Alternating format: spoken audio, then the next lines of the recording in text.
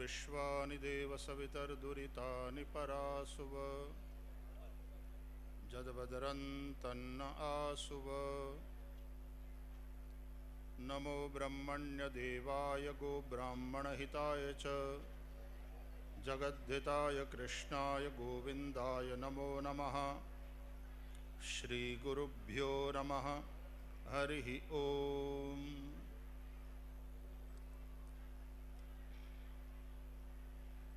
मातोश्री खीमीबेन भीमाबाई हुंबल परिवारना मनोरथथी श्री अखिल कच्छ समस्त ब्रह्म समाज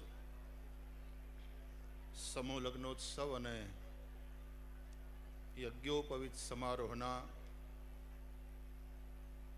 आ भव्य अने दिव्य अवसर प्रसंगे उपस्थित वंदनीय सौ पूज्य चरण संतो, भगवत गुण गायक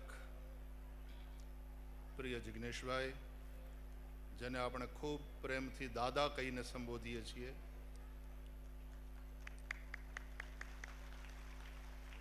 कच्छनी धींगी धराना विभिन्न क्षेत्रों में अलग अलग स्थान में रही अने भजन करी रहेला सौ संतो, राजनीतिक अने सामाजिक क्षेत्रना मंचासीन सौ महानुभावों, आप सौ उपस्थित श्रेष्ठीओ, आहिर समाज अने ब्रह्म समाजना सौ भाई बहनों, वंदनीय मातृशक्ति।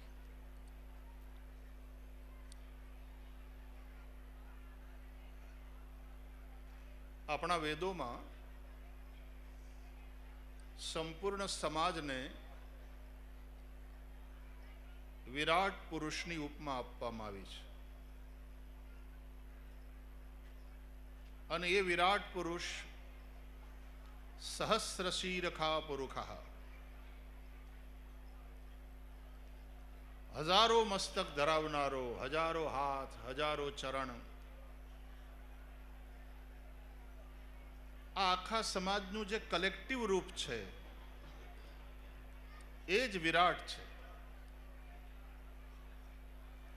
अने पछी पुरुष सूक्त में प्रश्न करवामां आव्यो के आ जे विराट पुरुष छे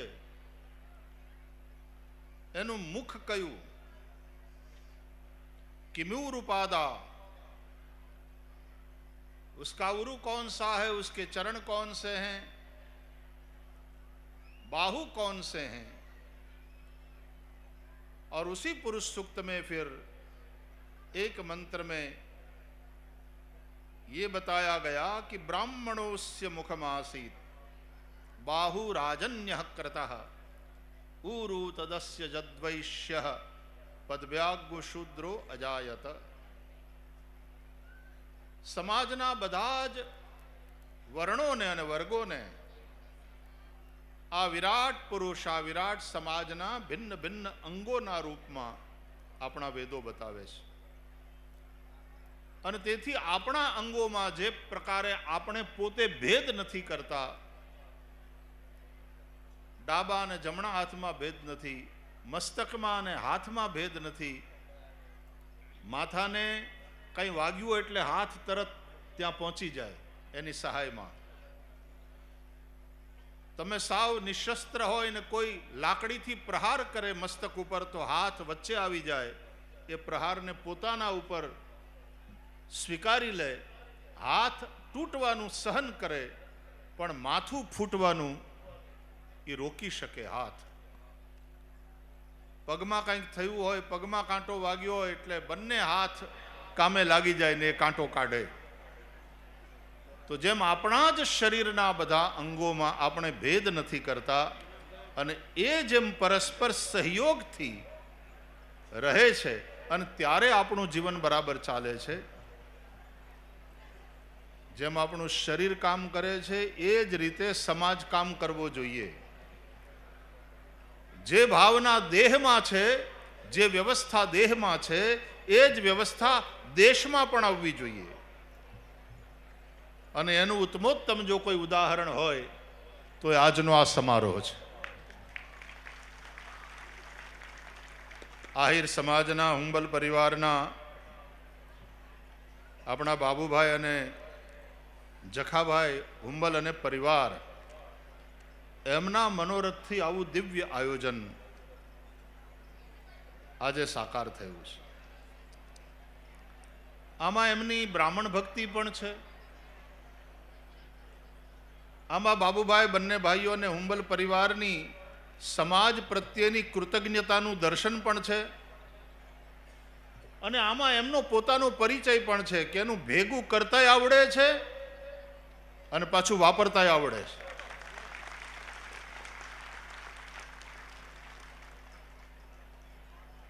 ભેગું કર્યા પછી ભેગા થઈને ભોગવી શકીએ છીએ. આજે આટલા લગ્નો, લગભગ 100 લગ્ન અહીંયા થયા છે. નવદંપતિ પ્રભુતામાં પગલાં પાડી રહ્યા છે. ત્યારે દંપતીઓને પણ મારે કહેવું છે કે તમને બેને જોડ્યા છે, ભેગા કર્યા છે. અને વર અને વધુ એ બે જ ભેગા નથી થતા, બે પરિવારો ભેગા થાય છે, જોડાયા છે, લગ્ન દ્વારા સંલગ્ન થયા છે. હવે ભેગા રહેવાનું કામ તમારું. તમને ભેગા કર્યા પણ ભેગા રહેવાનું કામ તમારું. એક ઓલું કઈ ગીત હતું ને, આપણે ઓલા જોડે રેજો રે, જોડે રેજો રાજ. બેટા ખબર છે આ કોઈકે બહુ સરસ કહ્યું કે આપણી આંગળીઓની વચ્ચે જગ્યા શું કામ છે? કે એટલા માટે કે કોઈ ખારા દિવસે કોઈક એવું પાત્ર આવી અને આ જગ્યાને પૂરી દે. અને બંને હાથ મળે, હસ્ત મેળાપ, એકબીજાની ખાલી જગ્યા પૂરાય અને બંને પૂર્ણતાને પામે. પેલા હામે અત્યારે છોકરા છોકરીઓ મળતા હોય છે ને, ઇન્ટરવ્યૂ કરે ત્યારે સામે બેસી અને પછી નજીક આવે એટલે આમ થાય, એકબીજાની આંખોમાં જોવે. અહીંયા લગ્નમાં પણ એ વિધિ આવે છે. સાંદીપનીમાં જ ભણેલા આપણા કપિલભાઈએ આચાર્યત્વ કર્યું છે. અને વિધિપૂર્વક આ ત્રણેય આચાર્યોએ ભેગા મળી અને યજ્ઞોપવિત સંસ્કાર અને આ લગ્ન સંસ્કાર એ બંને સંપન્ન કરાવ્યા છે. ત્યારે બંનેનું પ્રણય નિરીક્ષણ થાય લગ્નના માંડવામાં. વેદોની અંદર એક મંત્ર છે અને એમાં કહ્યું છે, મિત્રસ્ય ચક્ષુષા સમીક્ષા મહે. હવે જે કંઈ ઘટના ઘટે એની સમીક્ષા થાય, અને એ પણ મિત્રના ચક્ષુથી, મિત્રની આંખથી. જો મિત્રની આંખથી સમીક્ષા ન કરે તો એકબીજાના વાંક કાઢે, અને તો પછી ભેગા રહેવાની જે વાત છે, અત્યાર સુધી હામે જોયું, બંને હાથ મેળવ્યા, પણ હવે બંનેની આંખ, એ ચારે આંખ એક દિશામાં જોવે. અને એ દિશા એટલે કલ્યાણની દિશા. આ બંને ભેગા થઈ હાથમાં હાથ મેળવી અને હવે આપણે જીવનની યાત્રા સાથે સાથે કરીશું અને કલ્યાણના પંથે આપણે વિચરણ કરીશું. ખૂબ યાદ રાખજો, આપણે ત્યાં લગ્ન એક કોન્ટ્રાક્ટ નથી. સનાતન ધર્મમાં લગ્ન એ સંસ્કાર છે. અગ્નિની સાક્ષીએ, દેવતાઓની સાક્ષીએ, સમાજની સાક્ષીએ, બ્રાહ્મણોની સાક્ષીએ જે લગ્ન થયા, સપ્તપદી ભણાઈ અને વર અને વધુ એ બંને જણા સપ્તપદીની પ્રતિજ્ઞાથી બંધાયા. ત્યારે પછી એ વચનને બરાબર વળગી રહેવાનું અને સાથે સાથે યાત્રા કરશો. ધર્મ, અર્થ, કામ, મોક્ષ ચારે પુરુષાર્થની સિદ્ધિ થાય. નવદંપતિ માટે ખૂબ ખૂબ આશીર્વાદ. યજ્ઞોપવિત સંસ્કાર થયા છે આટલા બ્રાહ્મણ બટુકોના. પૂજ્ય કૃષ્ણશંકર દાદાજી કહેતા કે જ્યારે કોઈ પણ બ્રાહ્મણ બટુકના યજ્ઞોપવિત સંસ્કાર થાય ત્યારે દેવતાઓ દિવાળી મનાવે.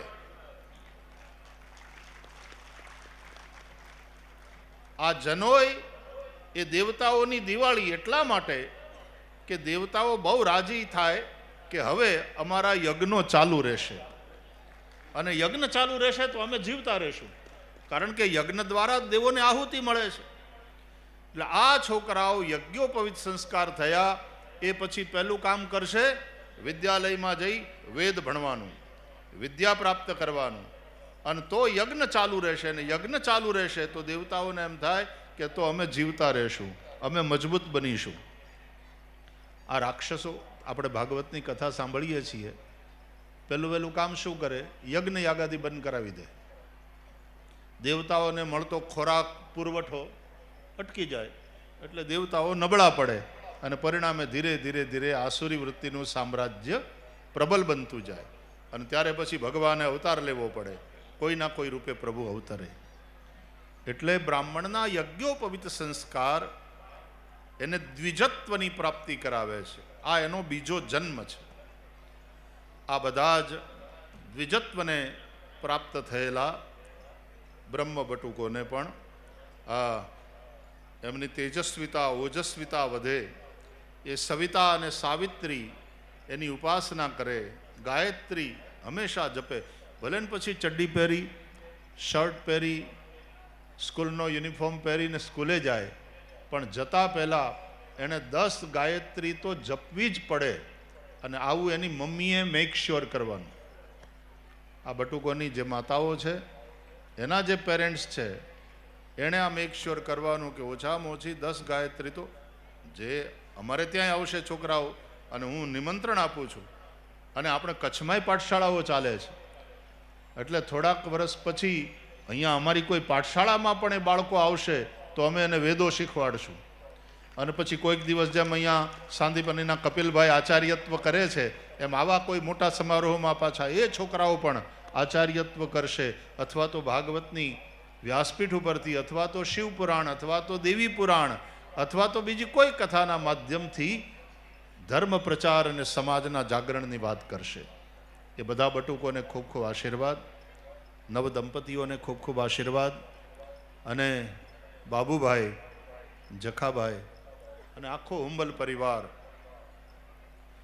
જો કૂવામાંથી પાણી ઉલેચાય નહીં તો એ કૂવાનું પાણી જેટલું છે એટલું રહેવાનું છે, પણ જો ઉલેચાય તો ખૂટવાનું નથી, કારણ કે સ્રોત સરવાણીઓ એ પાછી કૂવાને ભરી દેવાની છે. પણ જો કૂવો કોઈને આપે નહીં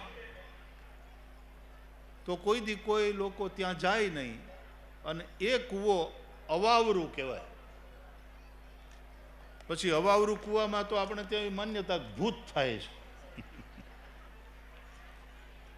પણ જે કૂવે સવારના પોરમાં પનિહારીઓ ભેગી થાય અને બાલટી અંદર નાખી નાખીને હીંચણીયાથી હીંચતી હોય, હવે તો ઘરે ઘરે નળ છે, પણ જે કૂવાની પાસેથી પાણી લેવાવાળા હોય અને કૂવો ઉમંગથી આપે, એ કૂવો કેવો જીવતો લાગે, ત્યાં જીવનના દર્શન થાય, અને એ કૂવાનું પાણી હંમેશા તાજું રહે. એમાં હુંબલ પરિવાર એક એવો કૂવો છે કે ભગવાને એને ઘણી બધી આવકની, ઇન્કમની જે સરવાણીઓ છે, જે સ્ત્રોત છે, ત્યાંથી ઘણું બધું પ્રભુ આપે છે, પણ પાછા એ વહેંચે છે, બધાને આપતા રહે. હજી આ કાર્યક્રમ ચાલે છે ત્યાં તો એક નવો સંકલ્પ એમના મનમાં આવ્યો કે મારે બધી જ જ્ઞાતિના એવા અનાથ દીકરા દીકરીઓ માટે પણ આવી રીતે સમૂહ લગ્ન કરવા છે. બાબુભાઈ, અમે બધા જ બ્રાહ્મણો અહીંયા ભેગા થયા છે.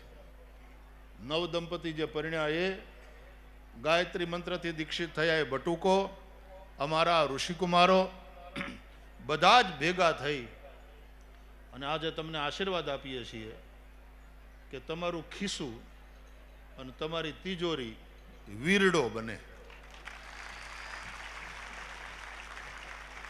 અને વીરડાને તમે ઉલેચા કરો, નવી નવી હરવાણીઓ આવતી રહે, અને પાણી નિર્મળ નિર્મળ નિર્મળ થતું રહે, અને કેટલાયની પ્યાસ એનાથી બુજાય, એવી પ્રભુને પ્રાર્થના. આપણા બધા જ ભૂદેવો, આપણે બધા આશીર્વાદ આપીએ છીએ, બરાબર ને વહુ બહેનાઓ? હુંબલ પરિવારને આ આશીર્વાદ સાથે, કારણ કે 5 વાગે રાજકોટ પહોંચવું પડે એમ છે, એટલા માટે આમ તો આટલો આપણો સમૂહ ભેગો થયો હોય ત્યારે આમ જટ ભૂદેવોય છોડે નહીં અને મને જટ છોડીને જવાનું મન થાય નહીં.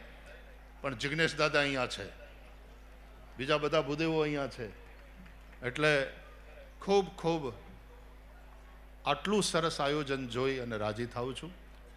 ખૂબ ખૂબ આશીર્વાદ.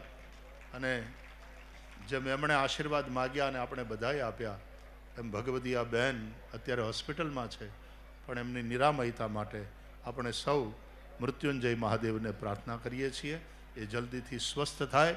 અને તમે જ્યારે સંકલ્પ કરો ત્યારે તમને હાથ લગાડીને બાજુમાં બેહે અને એમ કહે કે તમારા સંકલ્પમાં હું તમારી સાથે છું, જે કાંઈ કરો એમાં મારો તમને સપોર્ટ છે. ખૂબ ખૂબ આશીર્વાદ. આપ સૌ ભૂદેવોને, પૂરા બ્રહ્મ સમાજને ખૂબ ખૂબ વંદન. સૌને જય શ્રી કૃષ્ણ.